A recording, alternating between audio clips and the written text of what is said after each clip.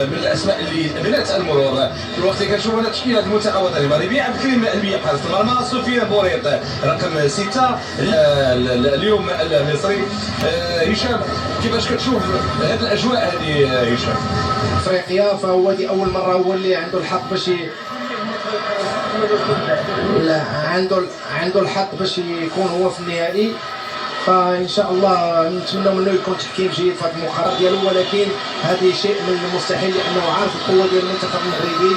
فاذا خرجتي للضغط فكتكون المساحات، فغادي نشوفوا من خلال هذه الجوله الاولى هو خرج يضغط على المنتخب المغربي. عند دريس رئيس فرصه ديال الهدف اول محاوله كان بامكانه انه يضعف في الشباك.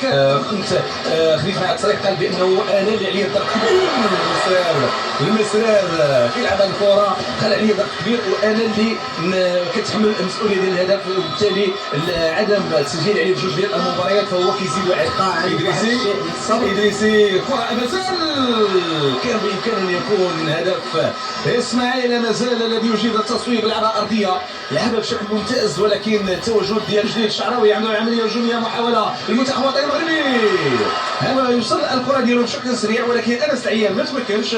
اللاعب اللي كينشط وبالتالي الشعراوي كينطلق عمليه هجوميه محاوله ممتازه. الشعراوي كيصوب الكره اللي كان الحاله الصحيه اللي كنا تابعناها ديال يوسف جواد. هذه عمليه هجوميه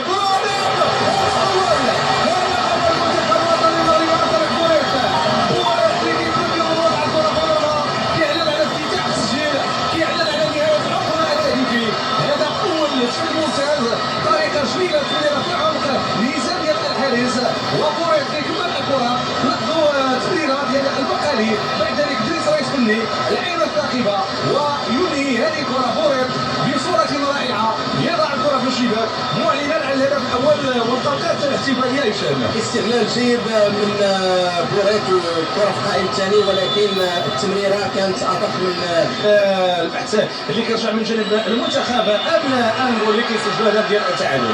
هذه تقدم ديال الحارس اسباني.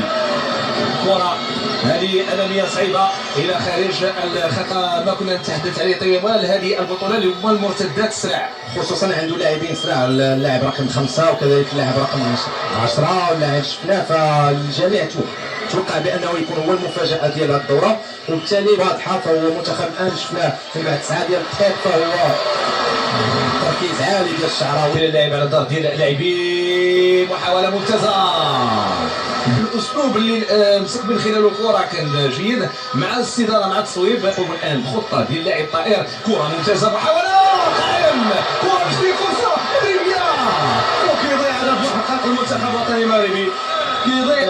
كيضيع تعطينا هدف تمريره جميله. هنايا كنشوفوا كيفاش تهيأ سفيان مسرار، والكره الثانيه اللي جات امثال لكن والمسرار فتدخل المنتخب العنقولي، فهو ما بقاش كيركز.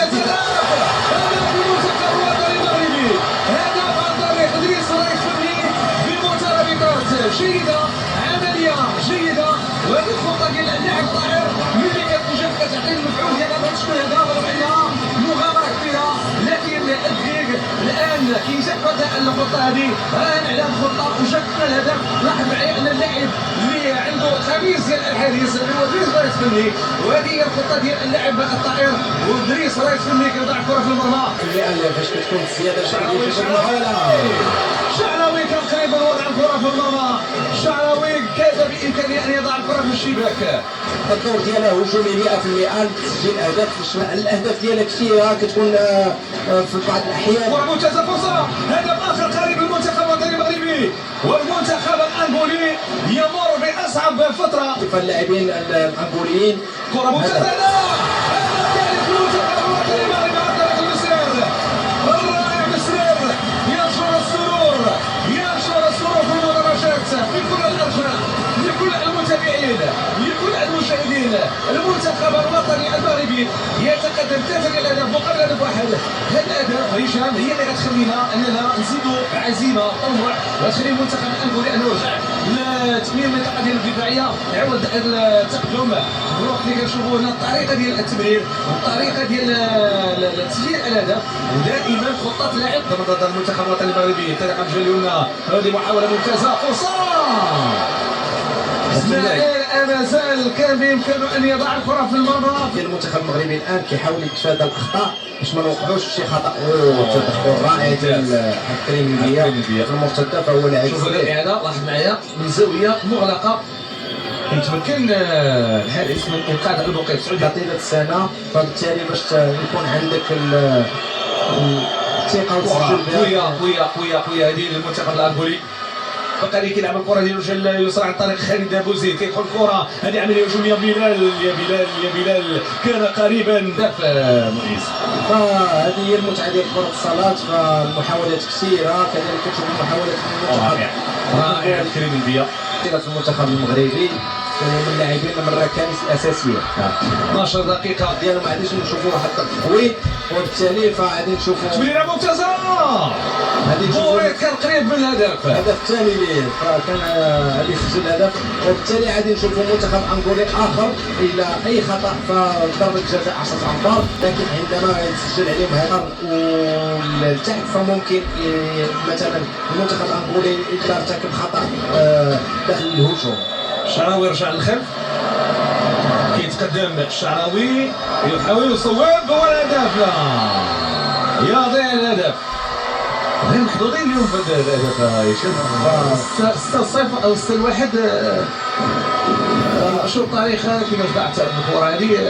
وقت مستقطع كنظن تنظن المنتخب الانغولي من بعد 10 ديال الدقائق ونشوفوا اهداف اخرى. اكيد، فانا تكلمت على المجهود. شوف معايا المحاوله تقدم الهدف ربيع المنتخب الوطني المغربي انس العيان كيقرب لنا اكثر للتتويج بهذا الكاس وهذه المنافسه القويه المنظمه هنا في المغرب. بعد الهدف وقبل الهدف واحد، انس العيان، انس الفنان. اكيد انس الفنان فهو اللي كيتوج بهدف، وكنشوفوا الفرحه ديالو. فتكلمنا على الارهاق البدني للخصم، فهو اللي كيقدر يعطينا اهداف. ربما المنتخب الانغولي فهو حاول يدافع في النقص العددي، فهو تعذب شيئا ما، وبالتالي فهو دار صالح للمنتخب المغربي، وبالتالي فهو تلقى هدف قبل ما تسالي ما يقومش باخطاء اخرى لانها تعطي ضربه جزاء. وامر اخر هو ان المنتخب الوطني المغربي كيلعب امام جماهيره، عنده سمعه، عنده شعبيه، عنده طريقه لعب ايجابيه. فشفنا حتى الوقت المستقبل. صعيبه هذه صعيبه. هذه من اصعب الكرات. وكانت صعيبه على المعترك المنتخب الوطني المغربي، هو بنفسه ما صدقش امام المرمى مباشره. هم خارجين من اللقاء شيئا ما. ضربه جزاء بلال البقالي هذه المره عوض الشعراوي. بلال البقالي نعم خدا نفس ديالو امامه حارس مرمى دومينغوس. بلال يتقدم، بلال البقالي يضع الكره في المرمى، يضع الكره في المرمى. ممتاز في البقالي، رائع بلال. هدف بواحد الشكل شويه هشام، كتطاطم الكره بالعارضه وكترجع عند الحارس الدار ديالو كتدخل في المرمى. فبلال البقالي عنده التركيز سديد، شفناه حتى ضربه جزاء في المقابله السابقه، فهو دائما في القائم، الكره كتنزل وحتى الحارس الثانيه. بلال البقالي كيطرد بلال المرتد هجومي امام جواو اسماعيل مازال. رائعه كان بامكانها تكون صراحه جميله.